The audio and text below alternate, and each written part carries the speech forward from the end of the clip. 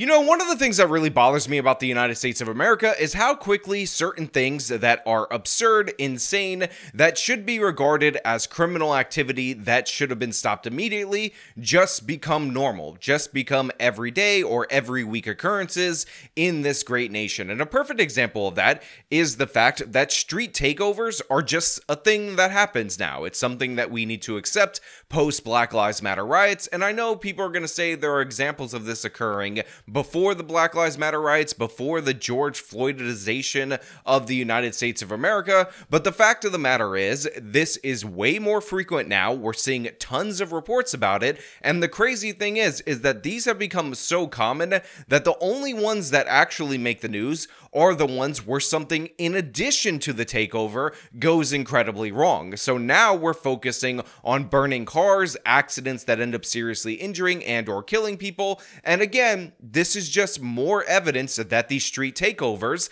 have been bought into by the general population as a normal, average, everyday occurrence. And by the way, for everybody who said do not pursue policies were actually good because the police cause more accidents when they're chasing people than if they were to leave them alone, just remember this is the downstream consequences of that. Just remember that you cannot imagine how far criminals will take something, and this is just another perfect example of that. But before we get into this, I want to thank everybody who supports this channel via actualjusticewarrior.com/join. Give me the money. Give me the money.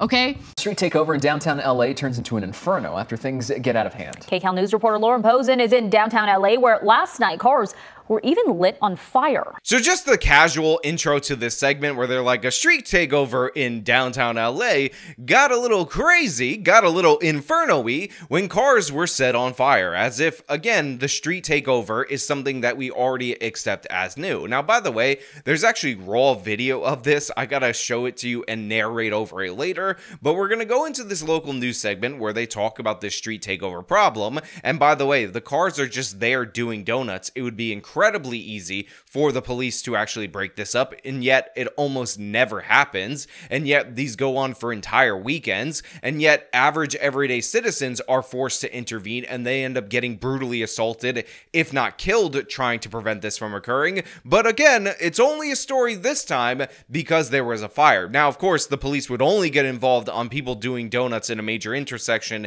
if they did it over a rainbow flag, because then that's a hate crime according to the state of Washington. That is now a felony to disrespect the gay pride flag, but in this instance, it's just regular streets that everyday people use, and therefore, it's not that important, it's nothing to worry about, and you being inconvenienced and put in danger by criminals, don't worry about that, that's not an issue. Wake me up when you paint a rainbow on the road, and then we can have some problems with it. You don't have to go far to see the damage from this takeover. Right behind me right away, the first thing you notice is just the tire marks from the cars doing donuts on the intersection here, and then at another part of it you can see the asphalt just charred, and look at all that glass.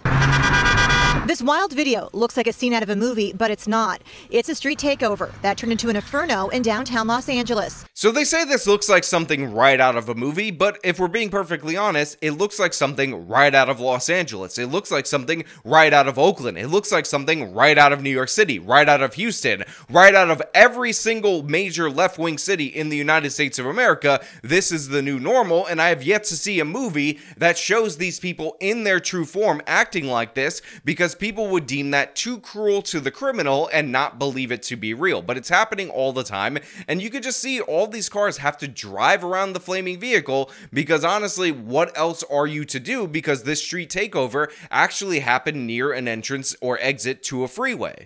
LAPD says it happened at the intersection of 18th and Main just before 3 Saturday morning. Over 50 cars converged near the freeway underpass, and police say at least 2 were intentionally set on fire. Now again, I will remind you that there are policies put into place that say pursuing somebody in a vehicle, insanely dangerous. The police can't do that. We gotta leave them alone, let them have their room to destroy, and this is the result of it. Again, these people are not just doing donuts, they're not just tearing up the streets, they're not just putting all the people that are around watching this takeover in danger, they're intentionally setting cars on fire. This is a will to destroy, and by the way, this was not done, or maybe it was done, who the hell knows, to feed their starving families. Explosions heard as the cars burned to the ground. Traffic backed up around around the corner with drivers trying to dodge the flames. Councilmember Kevin DeLeon says this happening in his district is unacceptable. So it angers me because it puts other people in danger. So here they have the representative and he says, oh, this really enrages me. It upsets me because honestly, it's so dangerous and it shouldn't happen in my district. But the thing is, there are no consequences for this. There is no punishment for this. There is no police intervention in these situations until they get completely out of hand. And in those times, people end up fleeing the takeovers themselves. If you actually pursued these people, arrested them, charged them in a serious way, prosecuted them to the full extent of the law, and they could end up in prison for doing this, guess what? It would stop really quickly. But instead, in the state of California, they don't make the arrest. If they do make the arrest, Gascon decides he's not going to prosecute them. On the off chance he does prosecute them, usually he'll downgrade the charges. But let's say that doesn't happen, you get the prosecution, you get the sentence, and then they go to, oh wait, they can't go to prison because in the state of California, a bunch of different crimes, even if they're felonies, are classified as non-violent felonies, non-serious felonies, so then they get sent to county jail. And what happens when the county jail gets overfilled? They end up releasing people. So all of these different people, even if they were prosecuted to the fullest extent of the law, due to a statewide law at the back end of it, will not end up serving any consequences for it. So if you say you can tear up the streets, light cars on fire, use stolen cars in this way for hours on end, have a great time, and there's no consequences for it, your outrage as a city councilman doesn't mean jack to these people, because guess what? There's no enforcement behind it. In fact, you have catered the laws in such a way to these criminals that they are incentivized to do this, or at least they're not disincentivized. Just a few weeks ago, at another downtown takeover, gunshots were fired. Police found shell casings but made no arrest. There is a task force made up of LA County Sheriff's deputies, California Highway Patrol, and Los Angeles Police Department officers dedicated to finding and stopping takeovers. So they say they got a special, awesome, combined law enforcement group of agencies dedicated to seeking out and stopping these street takeovers. But the thing is, you don't need all that. You don't need all of those resources because these are usually live streamed. They're all recorded. We always have footage of it. And again, we're talking about events where hundreds of people, if not thousands of people, all gather around in order to initiate this street takeover, which of course triggers countless calls to 911, and yet they're allowed to go on unabated. This is one of the most ridiculous ideas ever, that you're going to assemble this task force in order to seek out these secret things. They're not happening in somebody's backyard. They're not happening out in the desert. They're not happening away from public view. They're happening in major thoroughfares in one of the most surveilled cities in the entire country, and they typically trigger dozens, if not hundreds of 911 calls from neighbors. This is not hard to stop if you were actually interested in stopping it, but the fact of the matter is the state of California has no interest in doing anything about it. The state of California is allowing this to go on. The city of Los Angeles, again, does nothing to disincentivize this. There are no consequences for this, so why are you surprised when it continues? Why are you surprised when it escalates when there's no consequences for that escalation? DeLeon says on July 1st, more funds will be allocated to that force. We actually have reduced the number of street takeovers in LA, but in particular in downtown Los Angeles. But nonetheless, it has not completely, come to a halt. So this idiot, this councilman, this absolute buffoon says, "Oh, we've actually reduced the number of street takeovers." They just described a street takeover where there was fires that happened this weekend. Then they said 2 weeks ago, there was one that resulted in a shooting, but they've reduced them because there used to be several every weekend or something like that. And now they're only doing it once or twice or half a dozen times every weekend in all these different various blocks. But don't worry, we got the task force, we've allocated the funds, we're gonna seek them out and not do anything about it, but at least you've given the money to these groups of sheriffs and police and all that so that they can still not be able to do anything because we've never empowered the police to do something about this. But Damian Kevitt with Streets Are For Everyone thinks another approach could work. More holistically, not necessarily just from a enforcement perspective, which is a tool, but also how do we provide areas where this can be done legally? How do we do education. You know, I just want to say, for everybody out there in the audience, I am perfectly capable of admitting when I was wrong. And I was wrong to insult the councilman. I was wrong to call him an idiot. I was wrong, well, maybe not all that wrong, to imply that he was inept. But the reason why is because I used up precious airtime, precious insults that could have been distributed to this absolute moron to talk about what he just suggested right there. So, of course, in Los Angeles, in California, in every one of these blue cities, there's always somebody dumber than the person that's right in front of you. There's always somebody worse than the people that are in power, because remember, the people that are in power have to get voted in, and if they're really dumb, that must mean the voters are even dumber because they're the one that voted for him. Well, in this case, this guy with this stupid-ass organization takes the cake. He looks at the street takeovers and he says, listen,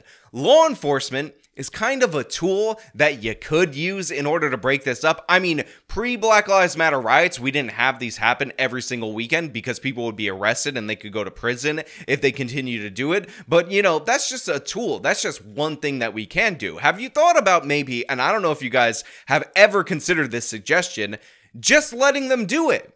Why don't we cordon off an area, a street corner, where these people who have these street takeovers that end in shootings and them intentionally setting cars on fire just get to do it without any consequences? I mean, that was already the policy in the city of Los Angeles, but now people are upset about it, so why don't we designate the zone so that other people can be upset about it, but we could just say, look, we've legalized it, therefore it's perfectly fine. I mean, if a shooting goes down, but we said that they could do the spinny spin around, then therefore it should be perfectly acceptable.